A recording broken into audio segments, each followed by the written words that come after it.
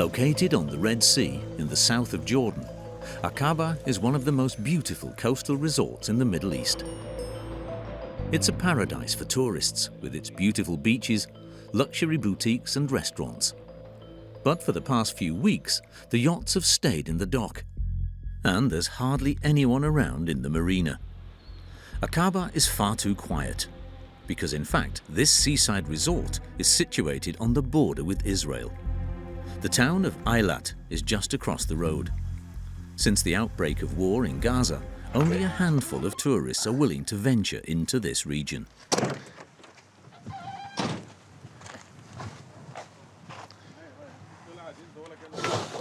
Myself. These Polish travelers are passionate about scuba diving. You don't be afraid by the war? We don't, we don't want to, go for the Gaza, of course, it's natural, but in Poland we have this similar situation. The war is just on the other side of our border in Ukraine. This is the third time that Thomas and his friend Martin have come to Akaba on a diving holiday. It's one of the most famous dive sites in the world. Okay, guys, here, Ahmed, he will be your dive master. He will be with you. At first, you will do body check. After that, we start the dive. Even though Gaza is over 200 kilometers away, the impact on tourism is a worry for Mohammed, the instructor. After the war started, for sure at the beginning was no cancellations, but after time we saw that airlines started to cancel the flights to Akaba, then people have no choice. Once underwater, the Polish tourists can admire the beautiful coral reefs and rare fish of the Red Sea. But the dive tour includes some more unusual attractions. A military jeep, a combat helicopter, tanks, and even an anti-aircraft battery. You might wonder if this is the site of an old military battle, but in fact, these Jordanian army war machines were submerged 5 years ago by the authorities to create an incredible underwater military museum. It's a great idea to create the underwater museum. It's not so common. I never seen such thing before. War has struck the Middle East once again, and it threatens Jordan's image as a peaceful kingdom and a model of stability in the region. Jordan borders Israel and the West Bank to the west. The country has a population of 11.5 million and has been a monarchy since 1946 when it gained independence. At its head is the Hashemite royal family, which claims descent from the family of the Prophet Muhammad. For 25 years, King Abdullah has ruled alongside his wife, Queen Rania, who's a symbol of modernity and glamour. Jordan is the United States' main ally in the Middle East. The kingdom even signed a peace treaty with Israel in 1994. But this peace is increasingly fragile, because 60% of Jordan's population are of Palestinian origin. The people's anger erupts onto the streets of Amman every Friday.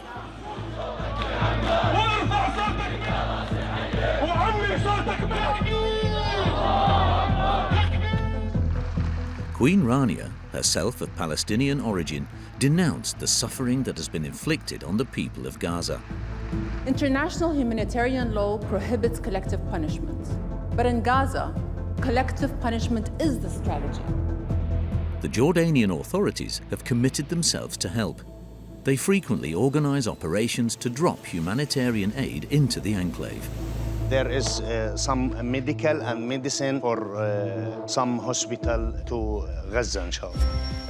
As a direct result of the conflict, Jordan's archaeological treasures and tourist sites, such as the Wadi Rum desert and the ancient city of Petra, are deserted.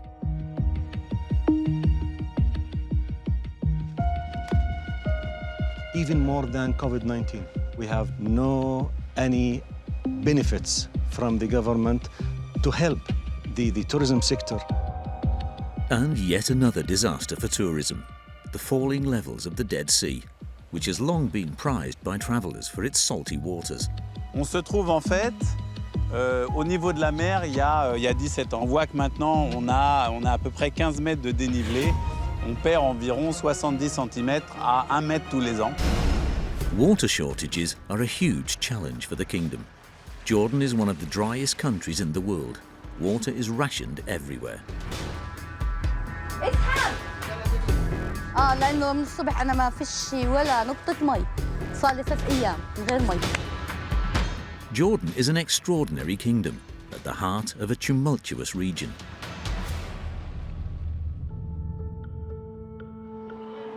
Amman is Jordan's capital city with a population of 4 million. Tourists have stopped coming here since the outbreak of war in Gaza. The conflict has plunged the economy into chaos. Before the war, tourism accounted for 15% of GDP. Today, the sector is losing almost $280 million every month. It's been a disaster for people working in the industry.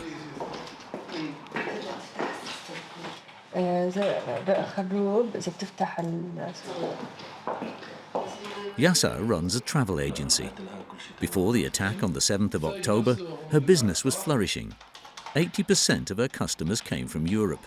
But today, many European travellers are cancelling their trips. This is our reservation from 1st of March until end of October. But like today, for example, this group is just cancelled now. If they watch the news and they think it's too dangerous, they can change their mind any minute and cancel. Yasser isn't sure she'll be able to keep her 12 employees. We lost almost $2 million from October 7th until now. We lost 70% of our work. Growing tensions in the Middle East makes Jordan seem like a risky destination.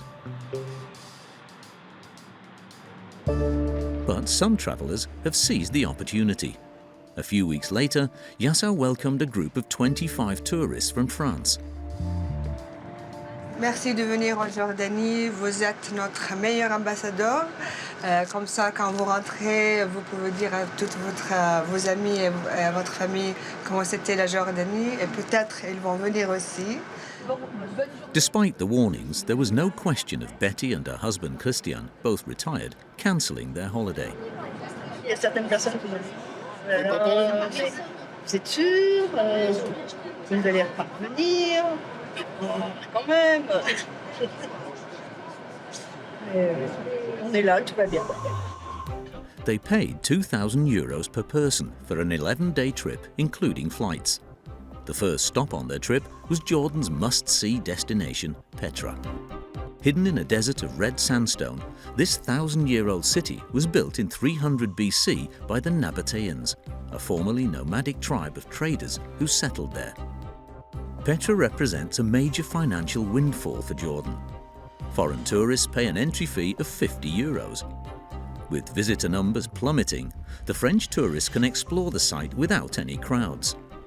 They will travel through the Sik, a narrow canyon which is 1.5 kilometers long.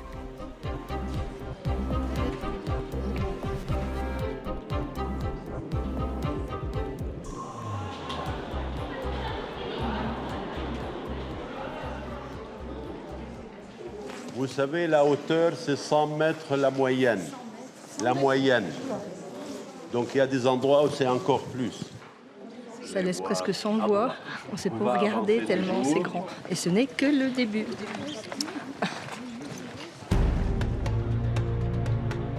After an hour's walk, they finally reach the famous treasure of Petra. Oh, c'est grandiose. Hein. Je me mets à la place des personnes qui sont arrivées là, les premiers. Les premiers, oui. Découvrir ça. A majestic 40-metre-high monument sculpted entirely from rock, a unique architectural blend of Nabatean, Greek and Roman influences. C'était le tombeau pour un roi nabatien, il s'appelle Aritas IV. Les Nabatiens, ils commençaient du haut vers le bas. Et en même temps, ils faisaient les reliefs. Imaginez le travail seulement pour enlever les pierres. Petra used to welcome 6,000 visitors a day. Now there are just 1,000. C'est agréable, on peut s'avancer, on peut prendre des photos, on peut prendre le temps de regarder et puis d'en prendre plein les yeux. But the calm is only a facade. The ancient city is the scene of a 30-year conflict. That same day, a man was taken away by the police. He belonged to a Bedouin tribe, the Bedouins, who traditionally lived in Petra. They used to live in homes built into the caves. They were evicted after the site was listed by UNESCO in 1985. However, some families have moved back in to live and work there. The Jordanian government regularly evicts them. In December 2023, they used tear gas. Most of the Bedouins have been rehoused in Sayun, a village outside the site. Othman, 34, is a tourist guide. He condemns the authorities' attempts to clear the site. Hello, sister. Are you good? My sister.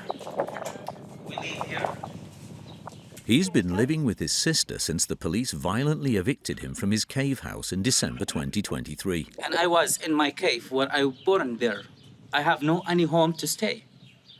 And they come to me with no excuse and they take me to the jail for almost 1 month for no reason.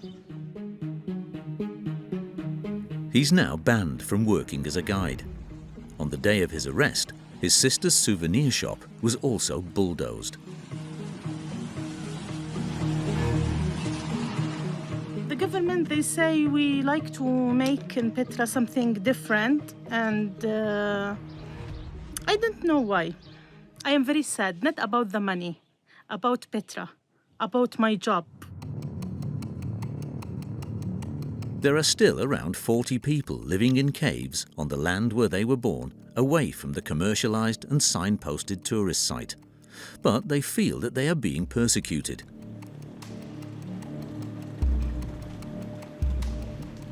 Welcome. Our cousin Awad. Awad lives in a tent on this rocky outcrop. He's also set up his jewelry and souvenir shop there without permission. Look. This is the pyramid. A few days ago, the authorities brutally evicted him. The government coming with some team, I call it Petra team, just to broke and push Bedouins from the area. Like coming and tell me you have to move from this area with like more than 100 policemen. I take shock because I don't understand why and what I want to do. And still now, I don't know why. It's like burning all of the mountain. You can't follow me if you want to. His shop was seen as illegal, and so the police threw all his goods down below before setting fire to them. This is the old shop, burning in this area. I lose more than 100,000 dinar. Awad won't even consider abandoning his little corner of paradise. Oblivious to the tensions which overshadow Petra, the group of French tourists continue their journey. En voiture, Simone. They are about to discover another gem among Jordan's tourist attractions, the Wadi Rum desert. Riding in the back of these pickup trucks, the journey becomes quite an adventure, especially when they notice that the driver looks surprisingly young.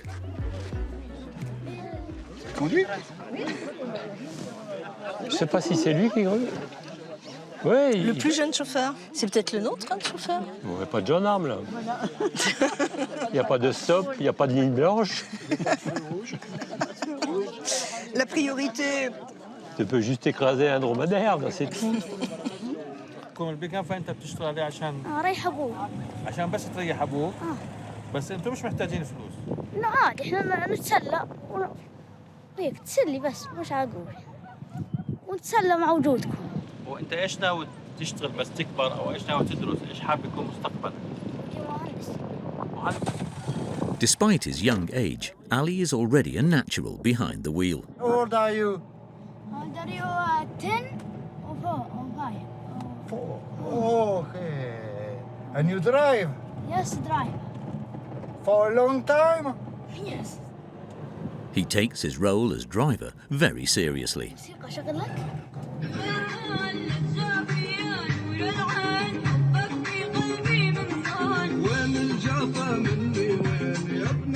With its rocky mountains, cliffs, red sand dunes and natural arches, the Wadi Rum desert is unique in the world.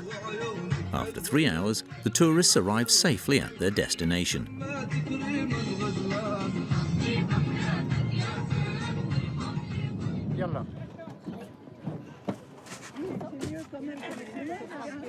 Et alors, votre chauffeur de 14 ans, il est comment? There is one sight in the desert which is second to none, the sunset. But you do have to earn it. Comme ça, en canard.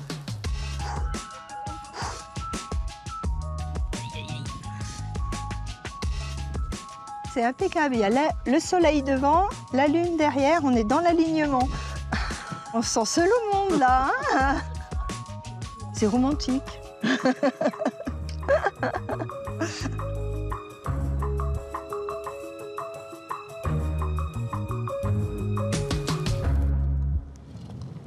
In Wadi Rum, some Bedouins have managed to profit from the tourism windfall.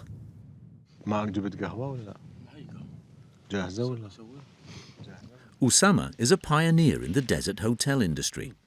Originally from Akaba in southern Jordan, this businessman is a member of the Abu Talib Bedouin tribe. In my lifetime style, I like two things in my life to do. To go to the sea for diving or go to the desert. Wadi Rum means a lot for us, you know. It's like we are like twin now, soul twin, okay? Usama likes to escape here, to restore his energy in the shade of the canyons, even though he abandoned the nomadic lifestyle of his ancestors a long time ago. Rather than a camel, he travels in a gleaming four-wheel drive. You have to excuse me if I drive a little bit faster in some parts. I have to. Otherwise, we will get stuck and you have to go walking. He's particularly fond of one place in Wadi Rum, a mysterious fortress built in the middle of the desert.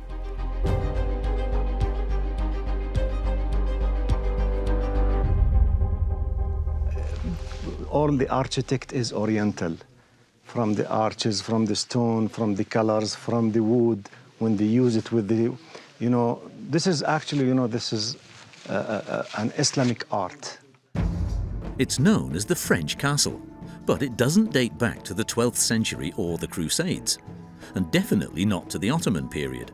In fact, it was built 25 years ago, as a set for a French television program called Les Forges du Désert. It's now used as a film studio. Like the whole of Wadi Rum, it's perfect for Hollywood movies. Many films were shot here, starting from Lawrence of Arabia, Mission to Mars, Ready Planet, The Martian in 2015, Aladdin in lately 2018 or 2019, also Transformer Force. With its red sand and rock formations rising from the dunes, Wadi Rum bears an uncanny resemblance to the planet Mars. Usama spotted an opportunity. Assalamu alaikum. كيف حال الشباب؟ In his hotel, which opened 30 years ago, شو عندنا حجوزات اليوم؟ إن شاء الله عندنا مكتب من جوردان. Okay. He had these bubble-shaped tents built. For around €200 a night, you can enjoy an experience which is truly out of this world. People start asking about this bubble tent, how we can sleep and stay on Mars but on Wadi Rum. The people, they enjoy by laying down on the bed here, watching these 7 million stars in Wadi Rum here, and enjoying the sightseeing, especially when also it is full moon in Wadi Rum. You feel yourself, really you are in the space. And for those who prefer to remain on planet Earth, Usama has converted these traditional tents. It was made by the fabric which is the Bedouin goated hair tent made out of the goat hair. But authenticity has its limits. The tents have electricity, air conditioning and bathrooms. Despite being so comfortable, they've been completely unoccupied since the 7th of October 2023.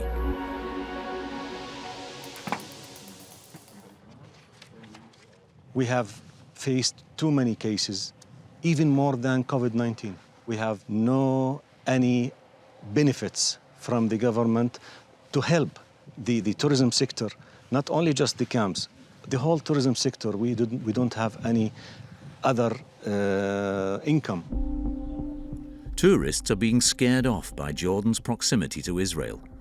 Although the two countries signed a peace agreement in 1994, relations have grown tense since the outbreak of the war in Gaza. The French tourists are heading for the border with Israel at Bethany, a religious site.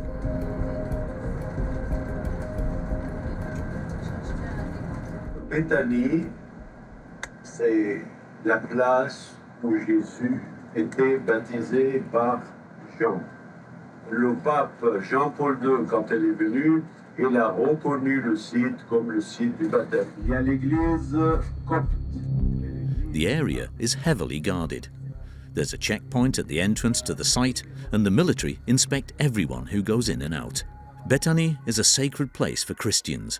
Whether Catholic, Orthodox or Maronite, every branch of Christianity has its own church here. After a 30-minute walk, the tourists reach the pool where Jesus is said to have been baptized. But Betty is slightly disappointed.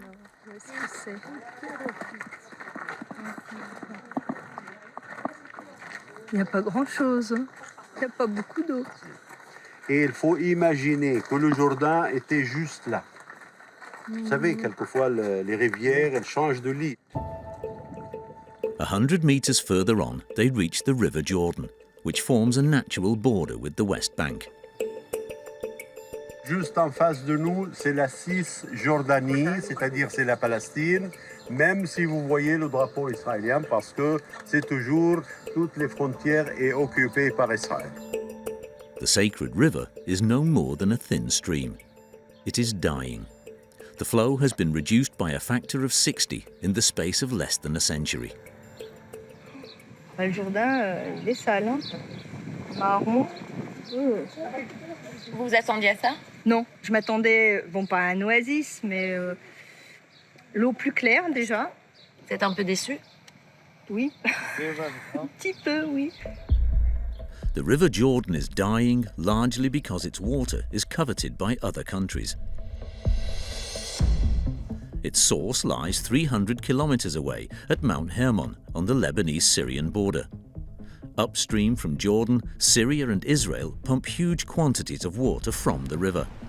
Further south in Jordan, the river's flow is considerably reduced, and its waters are also diverted through this canal, the King Abdullah Canal, for domestic use and crop irrigation. The Jordan Valley accounts for 3/4 of Jordan's agricultural production.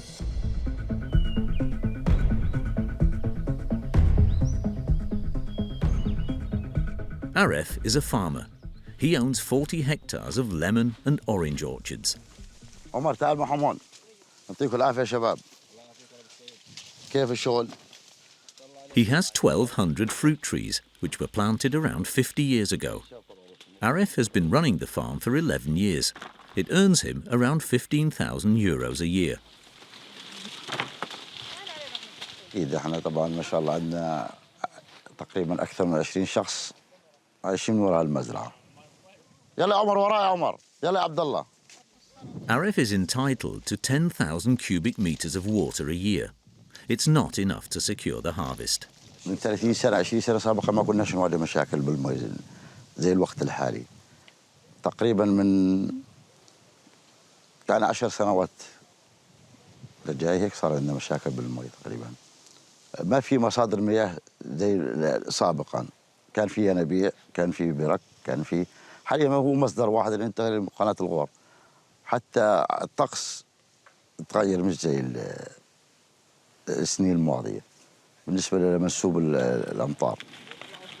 Water is rationed throughout the country. 92% of Jordan's land is desert. It's one of the driest countries in the world. It's dying of thirst. In the town of Jerash, famous for its Roman ruins, the supply of water from the state is not enough. Running water only arrives 1 day a week for every household. People store it in the white cisterns that sit on the roofs of their houses. And when these are empty, they have to rely on private companies. Every day, Bachar fills his tanker truck at this water station. He buys 5 cubic meters. It costs a total of around 5 dinars, or almost €7. He'll resell this water for 3 times the price to private customers. It's a significant expense when you consider that the average salary in Jordan is just €550 a month. يعني في عيال بتطلب تنك كامل لحالهم. بس العيال بتلاقيهم مكونين من 10 ل 12 شخص بالبيت. يعني بجوز تلاقي هو وامه وابوه ومرته واخوه ومرته واولاده.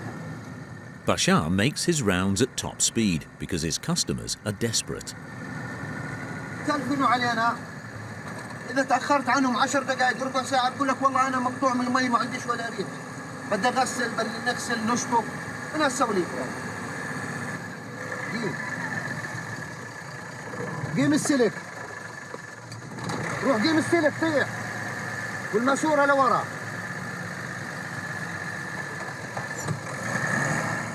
This goat and sheep farm is the first stop on his rounds. مد يا قيد مد. سكر حنفيته. For the whole tank, this family of farmers will pay 25 Jordanian dinars. That's almost €33. فهمت عليك. طب ليش بتستخدم المي؟ عشان الحلال. بكر قد ايه عندكم غنم؟ عندنا 100. Water is a rare commodity, so Bashar and his water truck are eagerly anticipated by his clients. Like Fatima, a cleaning lady who survives on a modest income. اعذرينا تأخرنا عليش بالوقت. لأنه من الصبح أنا ما فيش ولا نقطة مي، صار لي 3 أيام من غير مي، وعندي غسيل مليان فل شغل. تأخير، آسفين على التأخير. يوم المي هو يوم العالمي. دواعي الوسخة والعالمي، اليوم العالمي إلي بالنسبة إلي. بنظف يعني. خلص شوي لا ترمي على الأرض. Fatima is a widow, bringing up 9 children on her own. Dirty laundry has been piling up for 6 days. أنا عندي 9، يعني يوم بعد يوم أو يومين بتكاوم هيك، لأنه بالمدرسة بيداوموا بيغيروا، بيروحوا بيغيروا، بالحمام بيغيروا، يعني ما فيش مي لا. Once the clothes have been washed, it's time for the children to take a shower. تعال حممك، تعال. طيب عبيك، اقعد هون عشان أحممك. اقعد هون عشان أحممك. يلا عشان أقول لك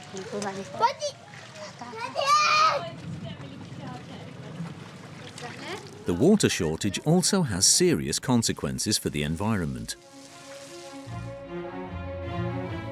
In the west of Jordan, the Dead Sea is one of the country's other tourist gems.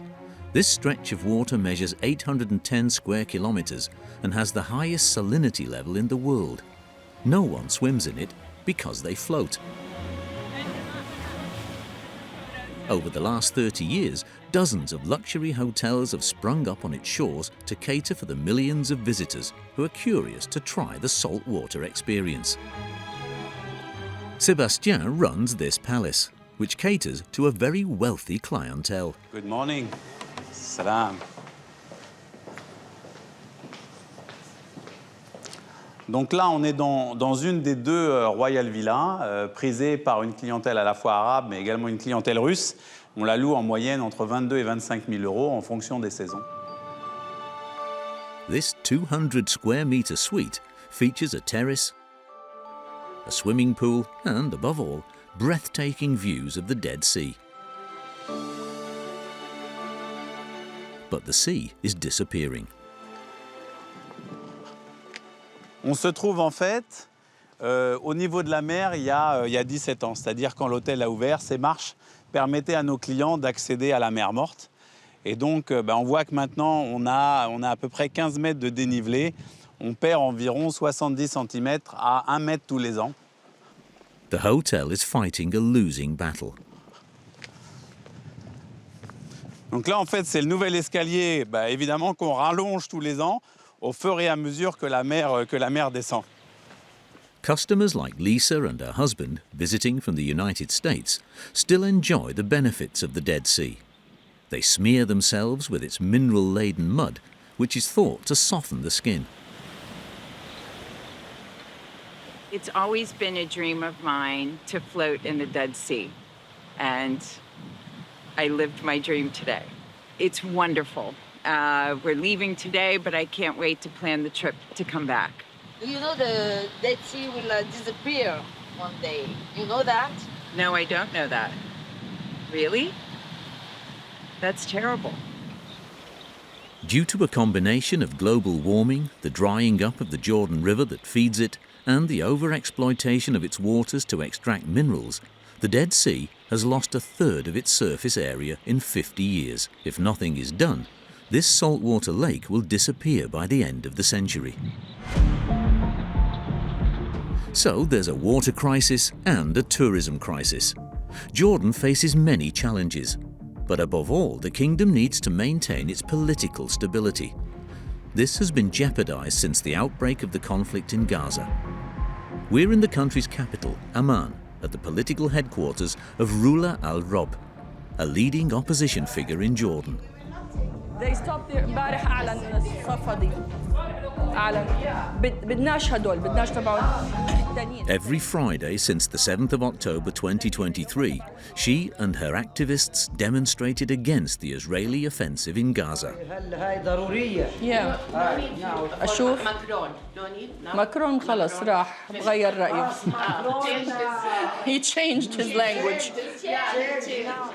Their anger is focused on one man in particular, the Israeli Prime Minister Benjamin Netanyahu. Netanyahu is butchering infants in Gaza. He is killing children and women. This is not self-defense, this is genocide.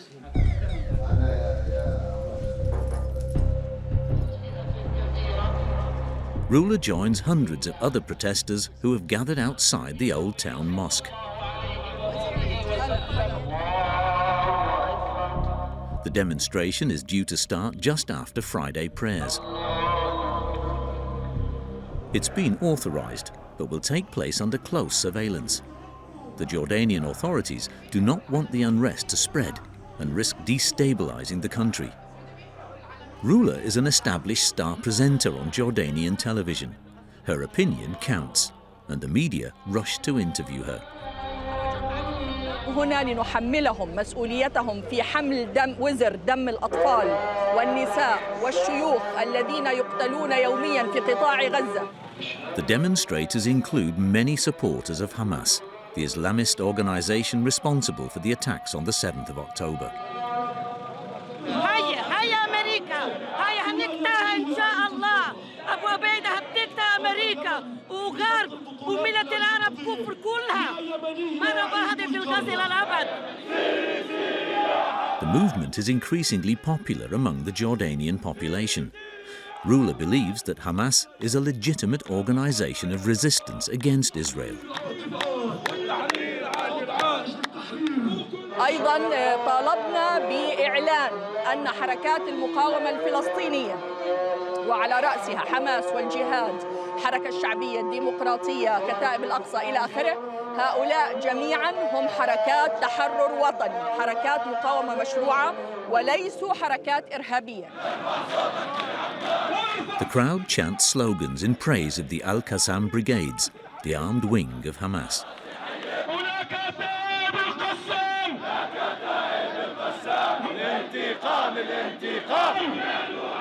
Then they call for the destruction of Israel.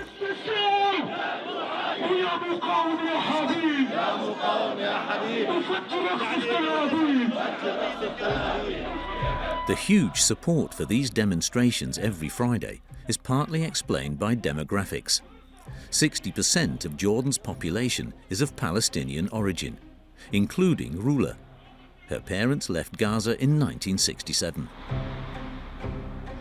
Rula has recently recovered from cancer and is herself an example of success and integration. Her husband, a surgeon, is Jordanian. They have 4 children, 2 of whom are studying in the United States. Usually, men in the Arab world would not tolerate this kind of life with somebody who's as active as myself. She is a good politician, but we lose her as a wife. That's the problem. That's how. Yeah. Her children are proud of her commitment. See her working all day, it like motivates me to also strive my hardest and do my best in my own work.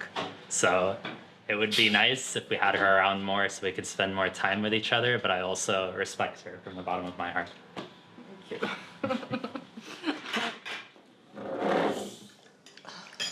A few months ago, this committed feminist created her own party, Labour, a social democrat party. والمبادئ العامة بدنا نحولها إلى كلمات. هلأ في البروشور شو هي الديمقراطية الاجتماعية؟ الديمقراطية الاجتماعية عندها 3 قيم أساسية: العدالة، الحرية، التضامن. حزبي أبرز ملامح برنامجنا الحزبي اللي يفترض بكل. Jordan is a parliamentary monarchy in which the king holds virtually all the power. Criticising the king could land you in jail. It's a challenge for Rula and Rania, her communications officer. It's not easy to be part of an opposition.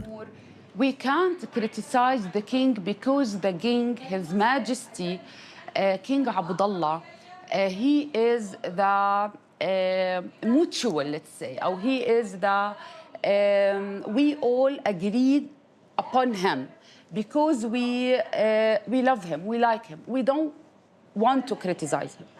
We want to criticize the policies of the government, which was accumulated through decades, lead us in social problems, lead us economic problems, etc.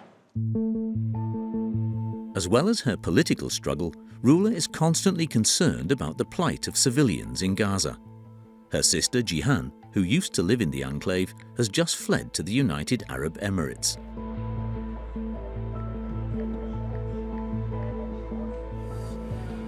شو أخبارك؟ حبيبتي الله يخليكي تسلمي كيف أموركم تمام؟ يعني الوضع كان لسه قبل. Some of their relatives are still in Gaza. كان في مجال. بن حسن هو اللي ضل يعني عايش كل الليل وكان بينزف وطول الليل هي بتحاول تسعفه بطريقتها، حاولت تحط له شاش، حاولت توقف النزيف لأنه كان بينزف من منطقة الرقبة. حاولت إنه تساعده وبعدين هي تقريبا على الساعة 3 هو نام. هي حرام بتفكروا إنه يعني صار أحسن، فضل ينزف بين إيديها للفجر. الفجر لقته إنه وقف عنده النبض وتوفى. أوكي حبيبتي جيهان، شكرا شكرا، الله يعطيكي ألف عافية، تسلمي تسلمي، شكرا شكرا، مع السلامة مع السلامة. It's not easy to listen or watch. Unfortunately, the governments, the Arab governments, could have done something. They could have stopped all relation with Israeli government. They could have frozen all the agreements they have with the Israeli side. And if they did so, this war should have stopped a long time ago. King Abdullah has found himself in a difficult position since the attacks on the 7th of October 2023. On the one hand, he must support the Palestinians or risk alienating his own people. On the other, he needs to maintain good relations with Israel and his kingdom's main ally, the United States. Jordan receives $1.5 billion in American aid every year. In return, the United States has more than 3,000 soldiers stationed in the kingdom. This delicate balance was put to the test on the 1st of October 2024.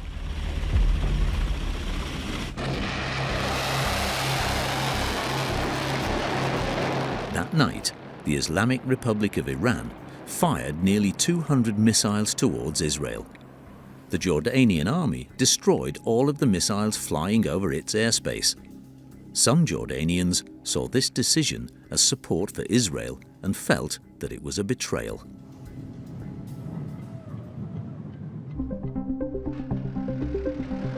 Meanwhile, the kingdom is providing massive amounts of aid to the people of Gaza. In this warehouse on the outskirts of Amman, employees of the kingdom's charitable organization are busy.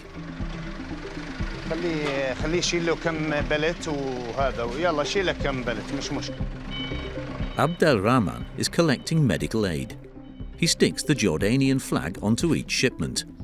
The kingdom wants to show that it supports the Palestinians.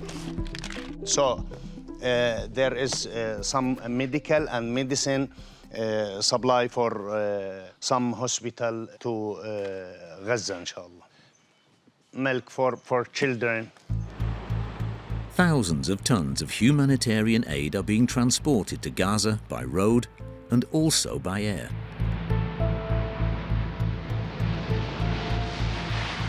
There are almost 8 tons of food on board this Royal Jordanian Air Force plane, including rice, flour and sugar.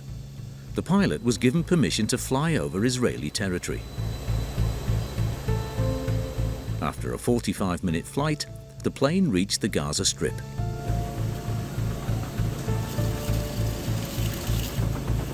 In under a minute, they dropped the pallets and the parachutes were deployed.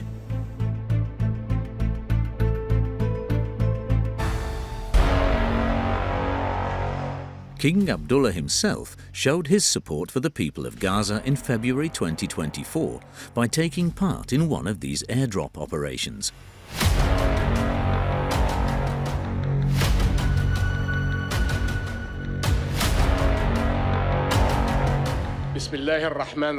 He's made repeated statements in favor of a ceasefire at international summits. My friends, we cannot abandon Gaza. It should be everyone's priority, because history will judge us by our actions.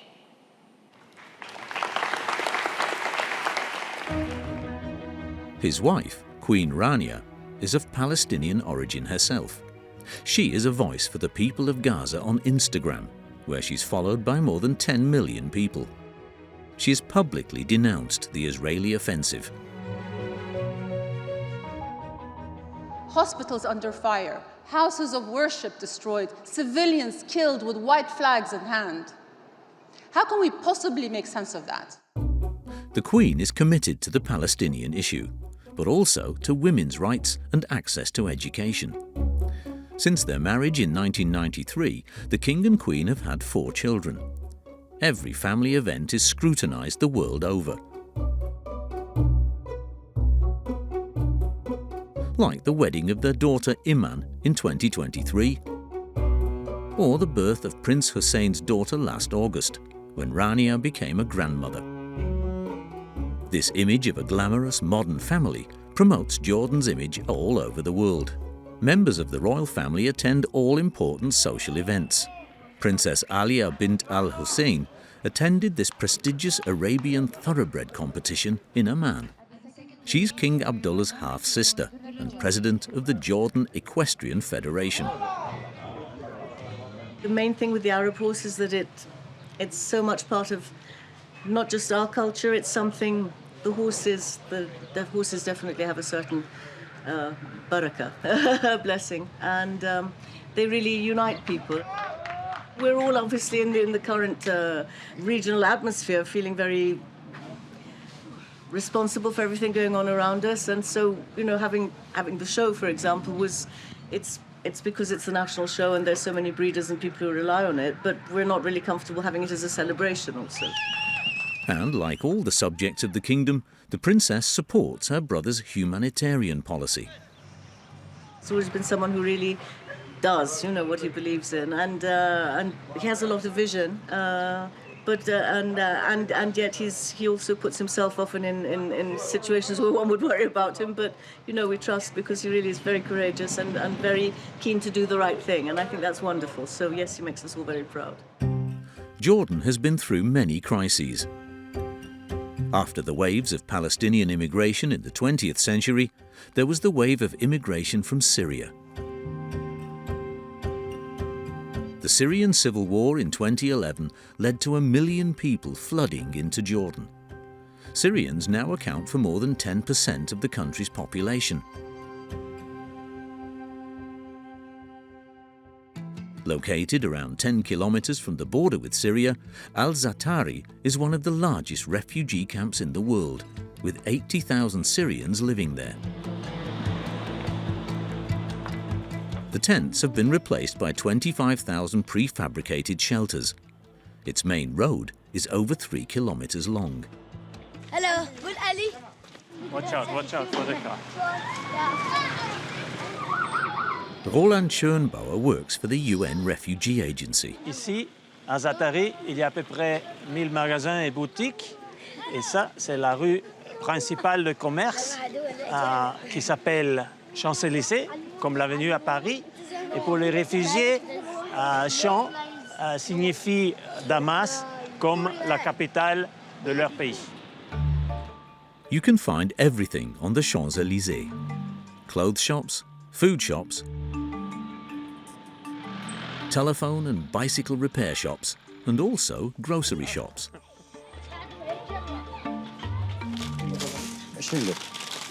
Refugees shop there with the help of grants distributed by the UN's High Commissioner for Refugees. These grants vary between 150 and 250 euros per month, depending on the number of children in the family. Nasser, the grocer, receives his benefits via a mobile application. It may seem surprising, but all the refugees in the camp have access to this modern technology. امتى اخر تحويل اجانب؟ اخر تحويل من يوم من يومين تقريبا، من يوم امبارح. بيبين كشف حساب؟ بيبين في الحركات، نفوت على الحركات تون بيبين هاي. طبعا بالمحلات اذا بدي اروح على المحلات او على السوق وعكست اي شيء ما معيش مصاري بقدر اشتغل عليها. يعني بحول لصاحب المحل اللي بدي اشتري من عنده بقدر احول له المبلغ اللي انا بدي اياه. Ça donne aux réfugiés la possibilité de faire des transactions comme s'ils possédaient un compte bancaire. C'est plus digne pour eux. Ça marche tous les jours, à n'importe quelle heure. Originally from Dera, Nasser has been living in the camp for 12 years.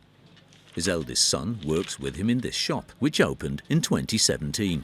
كان الوضع المادي تعبان، قلت لك أول ما أجينا من هون ما توقعناش نقعد هالفترة يعني الطويلة بالمخيم هون، بس يوم شفنا إنه الأمور طالت والمستقبل صار محتوم تقريبا هون، يعني قلنا بدنا ندور على مصدر عيش ومصدر شغل نشتغل. في عندي أولاد قلت لك وفي عندنا مسؤوليات وبدهم التزامات. In Syria, Nasser earned a very good living.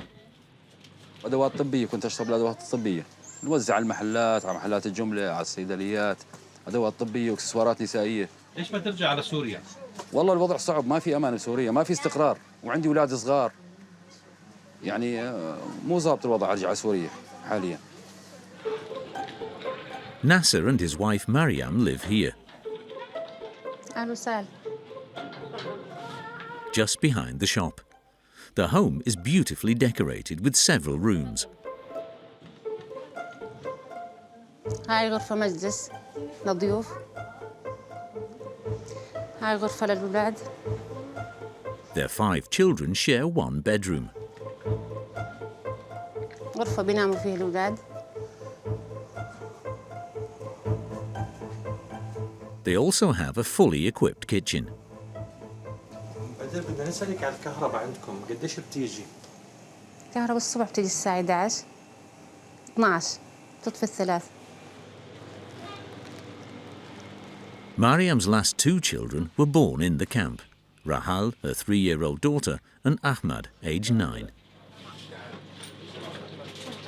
كتبك كلهن جاهزات؟ أيوة تمام. Almost 20,000 children have been born in the Zaatari camp in the past 12 years. But Jordan has not given up on them. They all have access to free education. The camp has 19 schools, with girls attending in the morning and boys in the afternoon.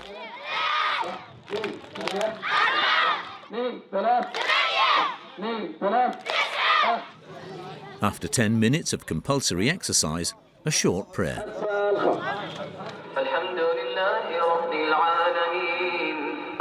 before moving on to the most important ritual, the Jordanian national anthem.